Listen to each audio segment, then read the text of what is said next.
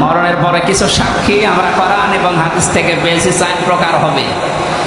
প্রথমে মানুষকে বিচার করার জন্য আল্লাহ রাব্বুল আলামিন যখন তুলবেন, প্রথমে তার মুখের ওপরে মোহর লাগিয়ে দেবেন। তার হাত এবং পাও অন্যান্য অঙ্গ প্রত্যঙ্গ আল্লাহর সাথে কথা বলবে। সূরা ইয়াসিনের 65 নম্বর আয়াতে আল্লাহ জানিয়েছেন, আল ইয়াউমা নাখতিমু আলা আফওয়াহিহিম ওয়া তুকাল্লিমুনা আইদিহিম ওয়া তাশহাদু আরজুলুহুম বিমা কানু ইয়াকসিবুন। জোরে বলেন আল্লাহু আকবার। আল্লাহ পাক বলেন, আজকের এই দিনে তোমার মুখ আমি সেলাই করে দিলাম, মুখে মোহর লাগিয়ে দিলাম, তোমার হাত এবং পা অন্যান্য পতঙ্গগুলো আমি আল্লাহর কাছে তোমার বিরুদ্ধে পক্ষে সাক্ষী দেবে। এই জন্য এই সাক্ষীটা আমরা যেন ঠিক রাখি। আমাদের হাত, আমাদের পা, অঙ্গ প্রত্যঙ্গ যেন কিয়ামতে ময়দানে মহাশারে আমাদের বিরুদ্ধে চলে না যায়। এমন এমন কাজে হাত দিয়ে করা দরকার, এমন এমন কাজে পা দিয়ে করা দরকার, কিয়ামতে যেন এটা আমার পক্ষে দাঁড়িয়ে সাক্ষী দিয়ে আমাকে জান্নাত পর্যন্ত পৌঁছিয়ে দেয়। এই যে আইদিহিম, তোমাদের হাত, এই হাত মানে শুধু এই হাত না। তাফসীরের ভাষায় এসেছে হাত মানে ক্ষমতার হাত। এই 17 বছর ক্ষমতার হাত যারা অন্যায়ভাবে ব্যবহার করলেন বিভিন্ন চেয়ারে বসে, আপনি বলেন তো কি জবাব দেবেন কিয়ামতে আপনার এই হাত দিয়ে? আপনার মুখ তো থাকবে বন্ধ, কথা বলতে পারবেন না, আপনার এই হাত আপনার বিপক্ষে চলে যাবে। এই জন্য আপনার জন্য আমাদের আফসোস হচ্ছে, আপনি 17 বছর জুলুম করার কারণে শুধু নিজের ক্ষতি করেননি, নিজের শরীর পর্যন্ত ক্ষতিগ্রস্ত করবেন, আপনার হাতও আপনার বিপক্ষে যাবে। আমলনামাটা হাতে দিয়ে আল্লাহ পাক বলবেন পড়ো, লোকটা পড়তে থাকবে, আল্লাহ জানিয়ে দেবেন এইটাই তোমার হিসাবের জন্য যথেষ্ট, আর কিচ্ছু লাগবে না। জান্নাতে যাবে না জাহান্নামে যাবে, এই আমলনামাটা যেটা ফেরেশতা লিখেছিল এটাই বলে দেবে। আল্লাহর বান্দা এটা হাতে নিয়ে পড়া আরম্ভ করবে। কয়েক লাইন পড়ার পরে দেখবে না এইটা তো জনগণের সামনে পড়া যায় না, লাইনটা বাদ দিয়ে পরের লাইনে চলে যাবে। হাজার হাজার সিসি ক্যামেরা নিয়ে দাঁড়িয়ে আছে ফেরেশতারা। আমি জেলখানায় থাকতে বিশেষ করে আমার আর মামুনুল হক হাফিজাহুল্লাহ, এই দুইজনের ব্যাপারে আলাদা কড়াকড়ি দিয়ে ওরা কেউ কথা বললে ওইটা ওরা অফিস থেকে দেখতে পারে যে কি কথা বলছে। অথচ আমাদের যে মামলা, আমার তো ছেড়ে রাখার দরকার ছিল জেলখানার ভেতরে। এই ঠনকো মামলা দিয়ে এত কঠিন কঠিন অবস্থায় নিয়ে গেছে, মানুষ এমনি টেনশনেই হাফ হয়ে যাওয়া করে। ফাঁসির কন্ডেম সেলের ভেতরে রেখেছিল আমারে, আমারে রাখার দরকার ছিল তো ওয়ার্ডে, যেখানে 70-80 জন মানুষ থাকে, যে এখানে সারাদিন থাকেন, গল্প করেন, নামাজ পড়ান, কোরআনের কথা বলেন, মাগরিবের পরে আপনারে ঘরে তালা লাগিয়ে দেব। 24 ঘন্টা এদিকে 2.5 হাত, এদিকে 3.5 হাত তালা লাগিয়ে দিত, থাক, কোনো যোগাযোগ নেই, যোগাযোগ বিচ্ছিন্ন। এই কঠিন অবস্থায় রাখার কারণে আমি বাস্তবতা একটা জিনিস টের পেয়েছি। কিয়ামতের ময়দানের এই যে আল্লাহ আমলনামাটা হাতে দিয়ে বলবে যখন পড়, এই লাইনটা আসলে যারা এই জুলুমের সাথে সম্পৃক্ত ছিল ওই জুলুমের কথাটা ওরা পড়তে চাবে না। কোন লজ্জায় পড়বে? হাজার হাজার মানুষ তার সামনে থাকবে। আল্লাহর ফেরেশতারা ডাক দিয়ে বলবে না, আজকে আর ফাঁকি দেওয়ার কোনো রাস্তা নেই। কত ক্যামেরা সামনে, সব ফেরেশতারা দেখছে, পড়ো, এই লাইনটাও পড়ো, বিনা কারণে মানুষকে কেন কষ্ট দিয়েছিলে এইটা পড়ে শোনাও। যারা কষ্ট দিলেন এই 17 বছর হাজার হাজার লক্ষ লক্ষ মানুষকে, আপনার বিবেকের কাছে বলেন তো আপনি কি পড়তে পারবেন কিয়ামতে ওই লাইন? পারবেন না। এই জন্য তওবা করার সময় যেহেতু এখনো শেষ হয়নি, পশ্চিম দিকে এখনো সূর্য ওঠেনি, আপনি এখনো তওবা করতে পারেন যদি আল্লাহ কবুল করেন। কিন্তু দুঃখজনক হলো সত্য একটা ভয়ঙ্কর তথ্য, আল্লাহু লা ইয়াহদিল কওমাজ জালিমিন, জালেমদেরকে আল্লাহ হেদায়েত দেয় না। আপনার কপালে যে কি আছে, নিজের কপালে আপনি নিজে কোড়াল মেরেছিলেন। আপনার জন্য এখন আমরা যারা মুসলিম, আমাদের আফসোস হচ্ছে যে আপনি কি করলেন, দুনিয়াও শেষ করে দিলেন, আপনার আখিরাতটা ধ্বংস অলরেডি হয়ে গেছে। আপনার থেকে আমরা শিক্ষা নিতে চাই, আমাদের বাকি জীবনে যেন আমরা এমন কোনো কাজ না করি যেটা আমি জনগণের সামনে পড়তে পারবো না, ঠিক আছে? তাহলে এই মাহফিল সাকসেস হবে। তাছাড়া আমি একেবারে হাব্বা চাব্বা দিয়ে স্টেজ সব ভেঙে ফেললাম, কোনো কাজ আছে? বাংলাদেশে ইসলাম কায়েম হয়ে গেল মনে করে, কিন্তু আমার নাজাত হইল না, লাভ আছে? বলেন না কেন? ইসলাম কায়েম হোক না হোক আমার চেষ্টা করা লাগবে এই জমিনে। কারণ এই যে ইসলাম, এটা আল্লাহর তৈরি করা, আল্লাহর পাঠানো। আমি ইসলামের মালিক না, আমি ইসলামের খাদেম। আমি ইসলামের কি? এই জমিনটা, এই দেখে মনে হয় 2-3 বিঘা জমিন এখানে পড়ে আছে, এই জমিনের মালিক হচ্ছে সভাপতি সাহেব, মুন্সি সাহেব। আমাদের মতো 8-10 জন কামলা, জন, মনীষ, পাট, লেবার যাই বলেন, উনি ভাড়া করিস যে আপনারা সকাল থেকে বিকাল 5টা পর্যন্ত এই জায়গায় ধান লাগান, এই জমিনে বিকাল 5টায় আপনাদের বেতন দিয়ে দেব। বিকাল 5টা বাজতে আর মাত্র 10 মিনিট বাকি আছে। কয় মিনিট? 8-10 জন মস্তান এসেছে মোটরসাইকেল নিয়ে, বড় বড় ছড়ি নিয়ে, সোনার ছেলেরা এখন যেটা ব্যবহার করতো, যেটা এখন পাওয়া যাচ্ছে, এইটা এখন নিয়ে এসে বলছে ধান আমরা লাগাতে দেব না, ধান লাগিয়েছেন যা আরো তুলে ফেলবো। আমরা যারা আছি কামলা হিসাবে যারা কাজ করছি, একেবারে ছেড়ে দিলে হবে? তাহলে বেতন পাওয়া যাবে? ওদেরকে বলবো ভাই, এ জমিনের মালিকও আমরা না, এ ধানের মালিকও আমরা না, আমরা কামলা, আমরা হচ্ছে জন, লেবার যাই বলেন, আমরা খাদেম, কাজ করছি, বিকাল 5টায় বেতন দিয়ে দেবে। এখনো 10 মিনিট বাকি আছে। আপনারা ধান যদি তুলে ফেলতে চান, ফসল নষ্ট করতে চান, 10 মিনিট পরে তুলে অবশ্য ঠিক। এইরকম কামলা নেওয়া যায় না? ঠিকই বলিস, কারণ জমি তো আমার না, এ ধানও আমার না, তুলে ফেলে আমার অসুবিধা নেই, 10 মিনিট পরে আমার বেতনটা আগে বিকাল 5টায় নিয়ে নিই। বিকাল 5টা বাজার আগে কিন্তু এ ধান আমি তুলতে দেব না, যারা 10 জন কামলা আছি। যদি তুলতে চাই, এরপরও মাস্তানরা কাটাকাটি হবে না, মারামারি, রক্তপাত, যদি মেরে ফেলা লাগে। কারণ আমার টার্গেট কি? বেতন। টার্গেট কি? ওইটা না হলে আমি পরবর্তী যারা আছে আমার ছেলে মেয়ে স্ত্রীদেরকে খাওয়াবো কি? সুতরাং আমার বেতন হয়ে যাক, এরপরে খাবো। এর বড় যদি তুলে ফেলে মস্তানেরা, আমাদের সাথে মারামারি করে যাই হলো। এখন ওই যে জমির মালিক একজন আছে না, কথা বলে না কেন? আমরা খাদেম যারা আছে, খাদেমেরা এদিকে তাকান, আমরা খাদেম না? কার খাদেম? কোরআনের খাদেম। কিসের খাদেম? এই খাদেমদেরকে বলছে শুধু এটা এই 10,000 20,000 মানুষ আমার সামনে, তা না, এটা রেকর্ড হচ্ছে, সারা বাংলাদেশ সহ বিশ্বের লক্ষ কোটি মুসলমানেরা শুনছে। 175 কোটি মুসলমানকে খাদেম যারা, কোরআনের আল্লাহর দাস যারা, আমরা আল্লাহর গোলাম যারা, তাদেরকে বলছি জমিনে ইসলাম কায়েম করতেই হবে। এটা ফরজ না, চেষ্টা করে যাওয়া ফরজ। হলে ভালো, না হলেও আমার অসুবিধা নেই, আমার বেতন আছে, বিকাল 5টায় জান্নাত। কথা বলেন না কেন? কিন্তু বিকাল 5টা বাজার আগে, তার মানে জীবনের শেষ দিন। অবুদ রব্বাকা হাত্তা ইয়াতিয়াকাল ইয়াকিন, সূরা হিজরের 99 নম্বর আয়াত। আল্লাহ বলেন ইবাদত করবা আল্লাহর ওই দিন পর্যন্ত যতদিন মরণ না আসে। সুতরাং মৃত্যু আসার আগ পর্যন্ত আমরা যারা খাদেম আছি, এ জমিনে আল্লাহর দিন কায়েম করার চেষ্টা চালাবই। বাধা যদি কেউ দিতে আসে, তর্কাতর্কি হবে, এতদিন সেটা হয়েছে, হাতাহাতি হবে, এতদিন যেটা হয়েছে, রক্তপাত হবে, এতদিন যেটা হয়েছে, ফাইনাল এখন শুরু হবে, মেরে ফেলা লাগলে মেরে ফেলবে। এখন আর সাহস কেউ করবে না, এখন আর সাহস করবে না। এই জন্য তো দাড়ি কেটে পালাচ্ছিল। কি আশ্চর্য ইতিহাস তৈরি করে গেল লোকটা। তাহলে বোঝা যাচ্ছে এই দাড়ি, এটা মেকি দাড়ি, মানুষকে ধোঁকা দিয়ে বোকা বানিয়ে কোটি কোটি টাকার মালিক হয়েছে এই দাড়ি দেখিয়ে। নাম দিয়েছে কি? দরবেশ বাবা।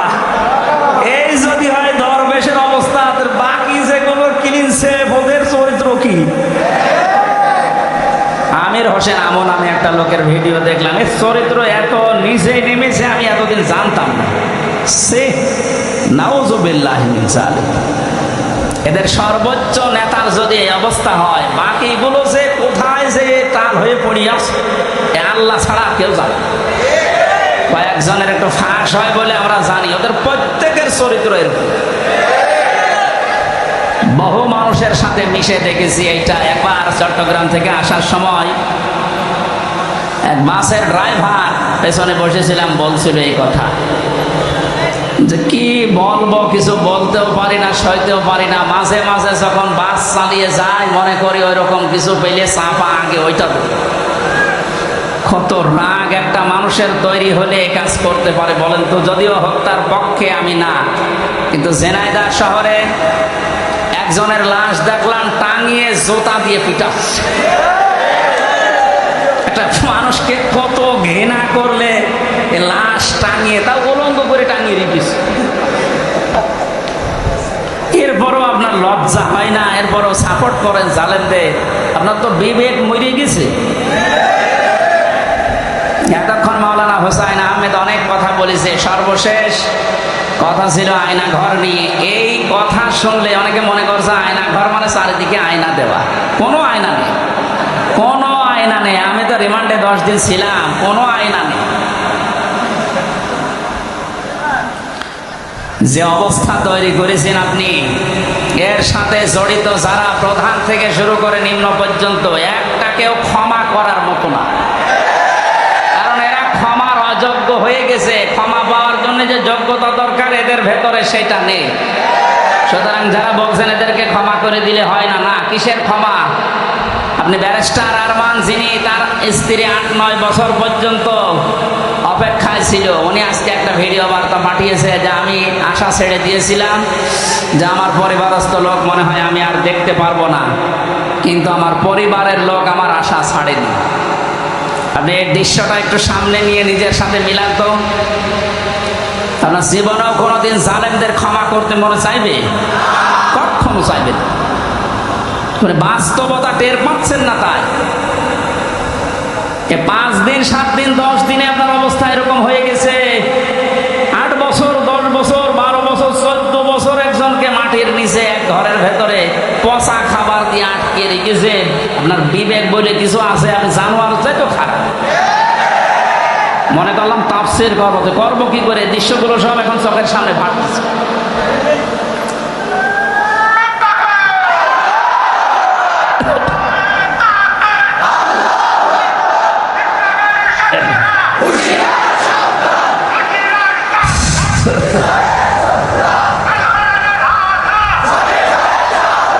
আলহামদুলিল্লাহ ভাই,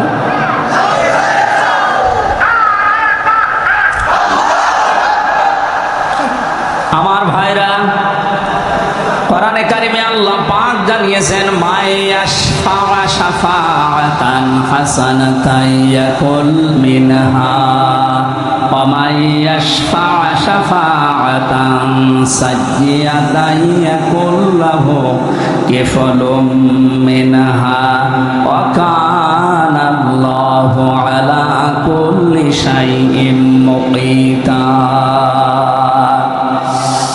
এই পৃথিবীতে কোন মানুষ যদি ভালো কাজের, সৎ কাজের, কল্যাণমূলক কোন কাজের সুপারিশ করে, সহযোগিতা করে, রায় দেয়, ভোট দেয়, সাপোর্ট করে, সমর্থন জানায়, ওই লোকটা ভালো কাজ করে যে সওয়াব পাবে, আপনি ওই ভালো কাজে শুধু রায় দেওয়ার কারণে, সাপোর্ট দেওয়ার কারণে একই সওয়াব পেয়ে যাবেন।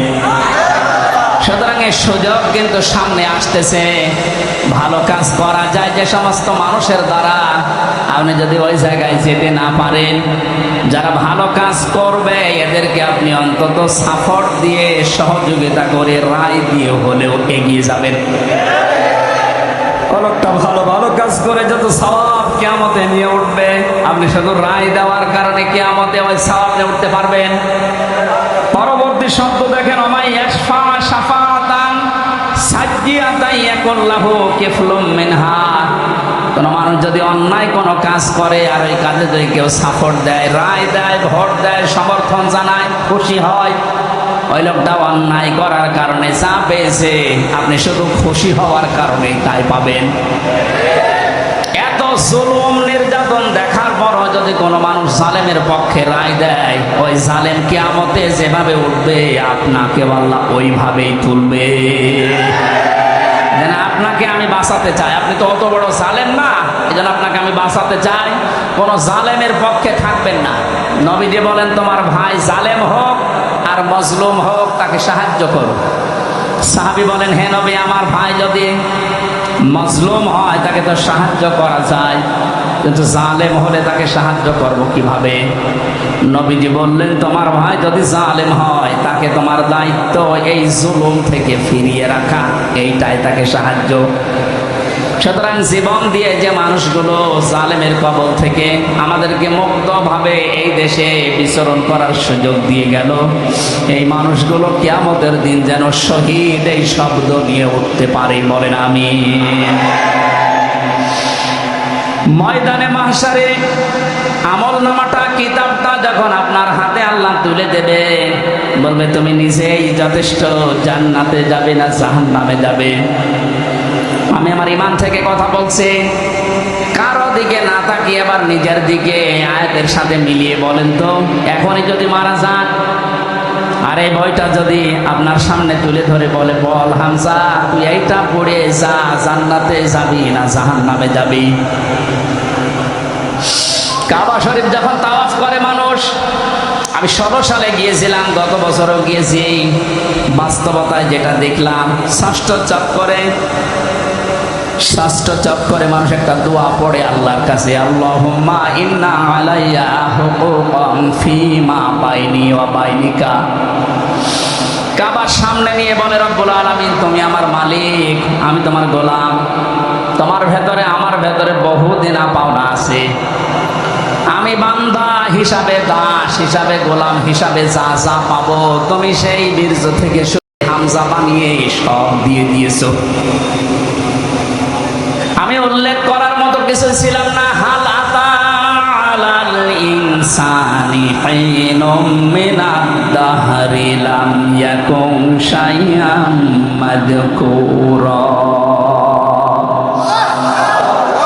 মানুষ কি একটু চিন্তা করে না যে জন্মের আগে, এ পৃথিবীতে আসার আগে উল্লেখ করবো এমন কোনো বিষয় লোকটা ছিল না। আজকে সভাপতির নামের নিচে দেখলাম লেখা বিশিষ্ট ব্যবসায়ী আলহাজ নুরুজ্জামান মুন্সি, কত সুন্দর নাম দিয়ে পেছনে ডিগ্রি লাগিয়ে দিয়েছে, উনি এই কাজ করি খায়। বয়স যদি এখন 60 বছর হয়, 61 বছর আগে এই নাম গন্ধ পৃথিবীর মানুষ জানতো? বলেন বলেন। শুধু এতটুকুই না, বাবার বীর্য যখন মায়ের রেহেমের ভেতরে দ্রুত গতিতে পাস হয়, আল্লাহ পাক বলেন ওই দিকেও একটু তাকাও, ফালিয়ানজুরিল ইনসানু মিম্মা খুলিকা মিম্মা ইন দাফিকিন ইয়াখরুজু মিন বাইনিস সুলবি ওয়াত তারাইব। মানুষকে নজর করে দেখে না কি জিনিস দিয়ে তাকে বানালাম। বাবার স্ফলিঙ্গ দিয়ে দ্রুত গতিতে বের হয়ে যাওয়ায় না পাক পানিটা মায়ের রেহেমের ভেতরে জমা হয়। এই যে সলবন এবং তারাইব দিয়েছেন আল্লাহ। সলবন বলা হয় বাবার লজ্জাস্থান, তারাইব বলা হয় মায়ের লজ্জাস্থানকে। এই দুইটা শব্দ আমি তাফসীরের ভেতরে ব্যাখ্যায় পেয়েছি। আল্লাহ বাবার ক্ষেত্রে এক বচন দিয়েছেন, মায়ের ক্ষেত্রে বহু বচন দিয়েছেন। কেন দিলেন? তাফসীরে তাবারী মুফাসসিরে আয়াতের এই সলবন আর তারাইবের ব্যাখ্যা করতে গিয়ে লিখেছেন, পৃথিবীতে মানুষকে নিয়ে আসতে বাবার চাইতে মায়ের কমপক্ষে 3 গুণ কষ্ট বেশি হয়। এটা এখানে যত পুরুষ মানুষ আছি আমরা, সর্বোচ্চ 45 ইউনিট কষ্ট যদি আমাদের শরীরের ভেতরে কেউ এনে দেয়, আমি সঙ্গে সঙ্গে মারা যাবো, আর সহ্য করতে পারবো না। বিজ্ঞান জানিয়েছে পৃথিবীতে হামজাকে দুনিয়ায় আনতে তার মায়ের কমপক্ষে 57 ইউনিট কষ্ট সহ্য করা লেগেছে। 45 আসলে আমরা মারা যাবো, অথচ উনি সহ্য করেছিলেন 57 ইউনিট। প্রতিটি জিনিস পরিমাপ করার একটা যন্ত্র আছে, কষ্ট মাপ দেওয়ার জন্য একটা একটা যন্ত্র আছে, এটা ইউনিট দিয়ে মাপা লাগে। এই যে এই প্যান্ডেলটা যদি আপনাকে আমি মাপ দিতে বলি, দাড়ি পাল্লায় তুলে দেবেন কি দিয়ে? ফিতা লাগবে, গজ লাগবে, টেপ বলেন, এটা দিয়ে মাপতে দিলে আপনি মাপতে পারবেন এটা কয় গজ। পৃথিবীতে প্রতিটি জিনিস মাপার আলাদা আলাদা যন্ত্র আছে না নেই? কষ্ট মাপার জন্য 45 থেকে 57 আপনি হিসাব করেন। এতগুলো কষ্ট সহ্য করার পরেও শুধু শেষ করেননি। সূরা হাক্কাত 15, 16, 17, 18 এই আয়াতগুলোর তাফসিরে পেয়েছি। হামালাতুহু উম্মুহু কুরহা ওয়া ওয়াদাআতুহু কুরহা ওয়া হামলুহু ওয়া ফিসালুহু 30 শাহরা ইলা আখিরি আয়াত। আল্লাহ পাক বলেন, তোর মা তোকে কষ্টের পরে কষ্ট সহ্য করে পেটে বহন করেছে। শুধু এতটুকুই শেষ করেনি, ডেলিভারির যে কষ্টটা এটাও সহ্য করেছে। এতটুকুও শেষ করেনি, 2 থেকে 2.5 বছর পর্যন্ত বুকের দুধ খাওয়িয়েছে। কোন মানুষ যদি এই পৃথিবীতে বলে মায়ের কষ্ট ঋণ আমি শোধ করে দেব, বিশ্বনবী জানিয়েছেন জন্মের পরে যে 1 ফোঁটা দুধ তোমার মুখে মা দিয়েছিল, ওই ঋণটাও কিয়ামত পর্যন্ত শোধ হবে না। মায়ের এই কষ্টের কথা শোনার পরে যে মানুষগুলোর ভেতরে আবেগ আপ্লুত হয়ে মায়ের কথা মনে হচ্ছে যে এই কষ্ট সহ্য করেছে আমার মা, অবশ্যই তাদের উচিত হবে আল্লাহর ইবাদতের পরে মা বাবার দিকে খেয়াল করা, তাদের খেদমত করা। কোরআনে কারীম জানিয়েছে, রাব্বুকা আল্লা তা'বুদু ইল্লা ইয়্যাহু ওয়া বিল ওয়ালিদাইনি ইহসানা। এদিকে তাকান। আল্লাহ আদেশ দিচ্ছেন, আমি রায় দিয়ে দিলাম। রায় দিচ্ছেন কে? আমি রায় দিয়ে দিলাম, লিখে দিলাম। এই যে কজা মানে ফায়সালা করে দেওয়া, রায় দেওয়া, লিখে দেওয়া, সিদ্ধান্ত জানানো। আমি আল্লাহ সিদ্ধান্ত নিয়েই ফেলেছি, রায় দিয়ে দিয়েছি যে আমার ইবাদতের পরে আর কারো ইবাদত করা যাবে না, আর মা বাবার খেদমত করা লাগবে, তাদের পেছনে খরচ করা লাগবে। মহেশপুরবাসী এখানে একটা শিক্ষা পেয়েছি আমি, আল্লাহর ইবাদত করা, আল্লাহর আইন মানা, নফল না ফরজ? আরো জোরে বলেন। মা বাবার আইন মানা। আপনি আলেন, আপনি কথা বলবেন না। যারা জানেন না মুখ খুললেন কেন বলেন তো? আমি এখানে একটা শিক্ষা নিতে চাই, আমি গতানুগতিক কথা বলি না। আপনি দেখেন তো কি এখান থেকে বের হয়। আল্লাহর আইন মানা আমরা দেখলাম ফরজ, প্রশ্ন করা যাবে? বলেন না কেন? আল্লাহর আইন আপনার বুঝে আসুক বা না আসুক, এটাই ফাইনাল, কোনো প্রশ্ন। আল্লাহর আইন মানা কি? সবাই মুখ খোলেন তো কি? মা বাবার আইন মানা ফরজ না। এই যে মাঝখানে ওয়া আছে, মা বাবার আইন মানা ওয়াজিব না, ফরজ না, ওয়াজিব না। মা বাবার খেদমত করা ফরজ, আইন মানা শুধুমাত্র আল্লাহর ফরজ। কার? আরো জোরে বলেন। আর আল্লাহর পরে রসুলকে আল্লাহ শরীয়ত প্রণেতা বানিয়েছেন, শাহের। এই জন্য উনি যে নিয়ম নীতিগুলো দিয়েছেন ওইগুলো ফরজ। মা বাবার আইন মানা ফরজ নয়, তাদের সেবা করা, খেদমত করা, টাকা পয়সা তাদের পেছনে খরচ করা কি? বলেন না কেন? কেন ফরজ কেন? আল্লাহ রাব্বুল আলামিন দলিল দিচ্ছেন, ওয়াখফিদ লাহুমা জানাহা যুল্লি মিনার রাহমা। এইদিকে তাকান, এটা আলেম না? এটা শব্দটা আছে ওয়াখফিজ, খফজন মানে ডাউন করা, এরপরে ফল করা। খফজন মানে কি? ডাউন করার পরে ফল করে দেওয়ার আরবি নাম ওয়াখফিজ বা খফজন। আল্লাহ বলেন খফজন করবে। জানাহান মানে ডানা, জিল্লুন মানে ছায়া হয় বা নম্রতা হয়। তোর যে ছায়া আছে ডানা, আর এই ডানার ছায়াটা এভাবে ডাউন করার পরে ফল করে দিবি। আমার প্রশ্ন হচ্ছে, এ পৃথিবীতে কোনো মানুষের ডানা আছে কি? এটা কি? তাহলে আল্লাহ এখানে এদন দিত বা আবুদা দিত, এ শব্দ না দিয়ে জানা হল পাখি পাখির ডানা আল্লাহ আমাদেরকে দিলেন? আল্লাহ মনে হয় জানে না তাই। জানা হন দিলেন পাখির ডানা আমাদেরকে ধার করিয়ে। কেন? ডানা আর দুনিয়ায় কারো নেই? পৃথিবীতে আর ডানা কারো আছে না নেই? কিসের আছে? আরে ভাই পাখির ডানায় তো দিয়েছে। পাখি বাদ দিয়ে পৃথিবীতে আর কারো ডানা নেই? আছে, এরোপ্লেনের ডানা আছে, হেলিকপ্টারের ডানা নেই? ওদের ডানাটা আল্লাহ এখানে লাগালেন না কেন? তাহলে তো আমাদের এই যে জানা হন দেওয়া লাগতো না। পাখির ডানার কথা দিয়েছেন এই জন্যে তাফসীর মাহফিলে আসতে হয়। আপনারা শুনতেছেন? জানাহন শব্দটা আল্লাহ পাখির কাছ থেকে ধার করে আমাদেরকে লাগিয়ে দিলেন, কারণ আমাদের এই হাতের ভেতরে পর নেই, এর ভেতরে মোলায়েম কোনো কিছু নেই, সব শক্ত। পালক আছে, পর আছে, মোলায়েম করার কোনো কিছু নেই, এটা শক্ত। কিন্তু পাখির ডানার ভেতরে পর আছে, পালক আছে, একটার পরে আরেকটা যখন লাগিয়ে দেয় সফট হয়ে যায়, কোমল নরম তুলতুলি হয়ে যায়। আল্লাহ এতটুকু শেষ করেন, যারা হাত জল্লে মিনার রহমা দিয়েছে, যে পাখির ডানাটা শুধু ডানা এভাবে ডাউন করে না, ও যখন ডাউন করার পরে ফল করে দেয়, ওর নিচে পাখির বাচ্চাগুলো যাওয়ার পর একটা কিচির মিচির আওয়াজ দেয়। বাংলাতে এটা বলে অনির্বচন সুখ। কি বলে?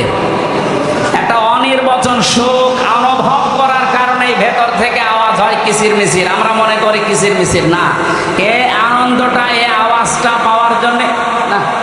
কি করে কি হয়?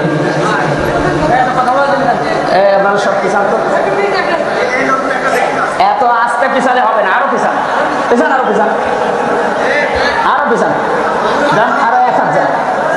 ছেলে যান তো, চেয়ার সরানো লাগবে না, তুমি নিজে সরো।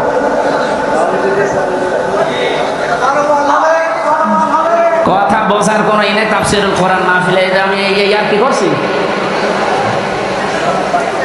কথা বোঝার চেষ্টা করেন ভাই। আল্লাহ রাব্বুল আলামিন পাখির ডানাটা এই জন্যই দিয়েছেন মানুষকে বোঝাতে। পৃথিবীর বান্দা বান্দিরা, তোমার মার বাবা যখন শেষ বয়সে চলে যাবে, তারা যেন তোমার এই পাখির ডানার মতো হাতের যে ছায়া, এর নিচে পড়ার পরে যেন একটা আনন্দ অনুভব করে, যে আমার হামজা থাকতে অন্তত আমার আর কোনো চিন্তা নেই।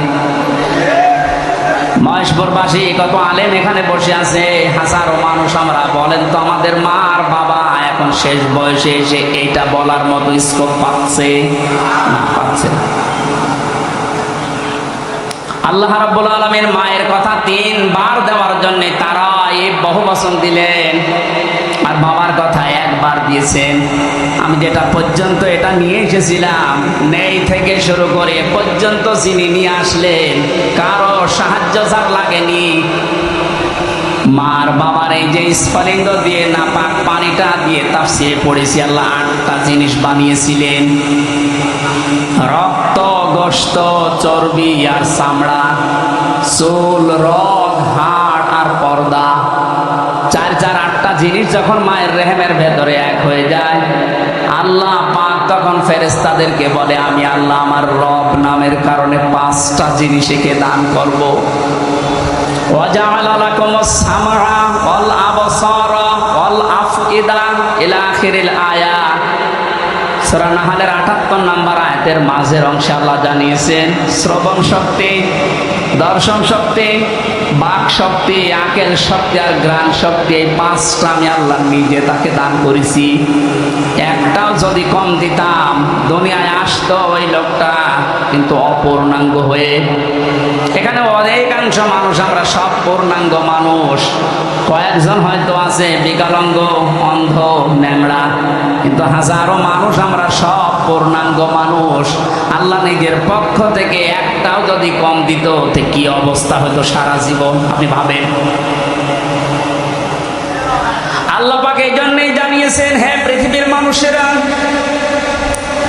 নেই থেকে শুরু করে উল্লেখ করার মতো একটা জায়গায় ধরে নিয়ে আসলাম, এরপরও আমার সাথে তোর নাফরমানি কমে না। কাইফা তাকফুরুনা বিল্লাহি ওয়া কুনতুম আমওয়াতান ইলা আখির আয়াত। বালাগাত মানতিক যারা পড়ায় বা জানে, কাইফা শব্দটা 11টা বিষয়ের আগে আল্লাহ ব্যবহার করেন। কাইফা শব্দের প্রথম ব্যবহার হচ্ছে মান্তিকের কায়দায়। আল্লাহরও বিশ্বাস হতে চায় না এমন জায়গাকে আল্লাহ কাইফা দিয়ে শুরু করেন। এটা এতক্ষণ যেটা বলছিলাম, বীর্য থেকে শুরু করে এ পর্যন্ত আনার পেছনে কারো কোনো অবদান নেই। মার বাবা শুধু এক বিছানায় ছিল, এতটুকু তাদের কাজ। বাকি যা করার বলেন তো কে করেছে? এই মানুষ এখান থেকে হামজা পর্যন্ত হবার পরে যখন নাফরমানি করে, তখন আল্লাহ কাইফা শব্দ দিয়ে শুরু করেছে যে কি করে নাফরমানি করে আমারও বিশ্বাস হয় না। কাবার গিলাফ ধরে মানুষ কিন্তু ষষ্ঠ চক্করে এটাই বলে এসেছি আমরা, রব্বুল আলামিন আমি তোমার গোলাম হিসাবে, বান্দা হিসাবে বহু কিছু আমাকে তুমি দিয়েছো, ওই যে বীর্য থেকে এ পর্যন্ত। কিন্তু তুমি আমার মালিক হিসাবে আমার তো কিছু দেওয়া দরকার, আমি তো কিছুই তোমার আজ পর্যন্ত দিতে পারলাম না। তবে একটা জিনিস আমার আছে পুঁজি, তোমার ওই রহমান, ওই গাফফার, ওই গফর নামের খাতিরে এই কাবার সামনে নিয়ে বলছে আমারে মাফ করে দাও।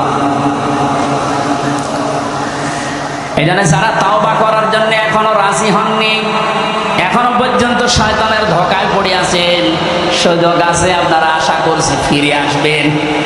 আল্লাহ রাব্বুল আলামিন এই যে রাত 12টার পরে তাহাজ্জুদের সময়ে প্রথম আসমানে এসে আপনাদের মতো আমাদের মতো মানুষকে ডাক দিয়ে বলবো আসো ক্ষমা চাও, ভুল করে ফেলেছো ক্ষমা চাও।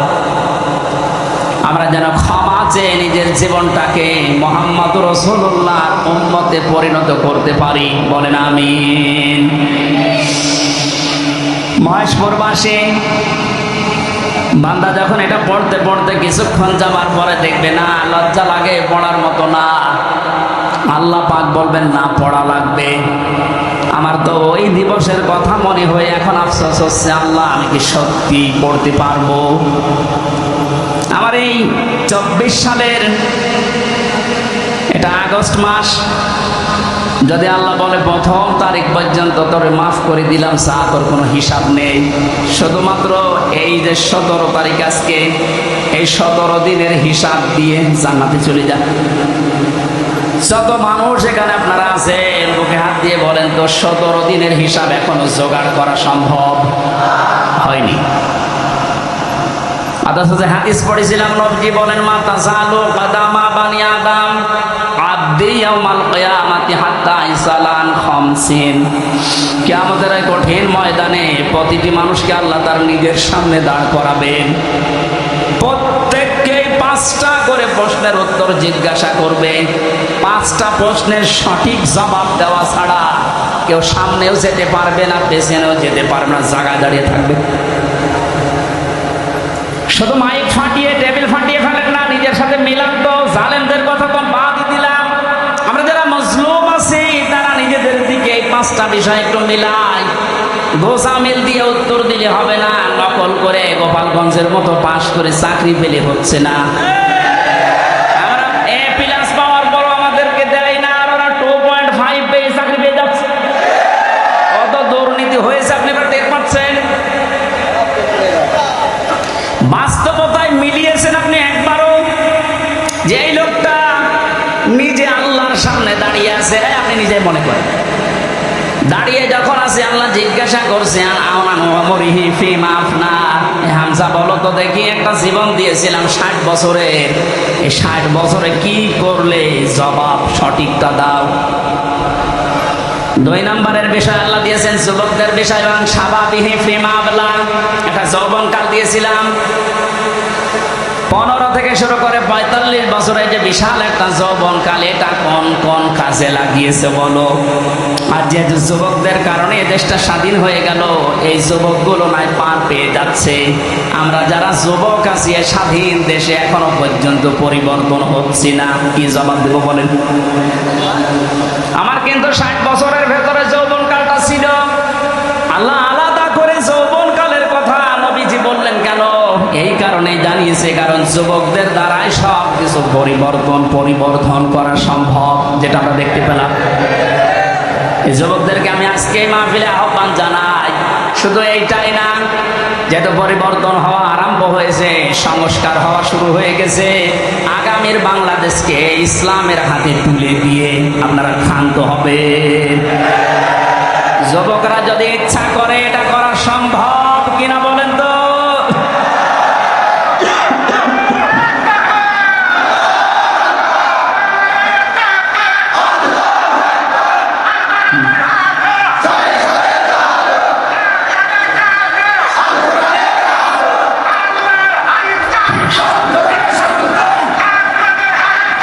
আল্লাহর আইন চাই। আলহামদুলিল্লাহ, তাকবীর যেন আল্লাহ কবুল করেন এবং আমাদের চোখে যেন দেখান, বলেন আমিন। ভিডিওটি ভালো লাগলে লাইক করুন এবং পরবর্তী ভিডিও পেতে সাবস্ক্রাইব করুন।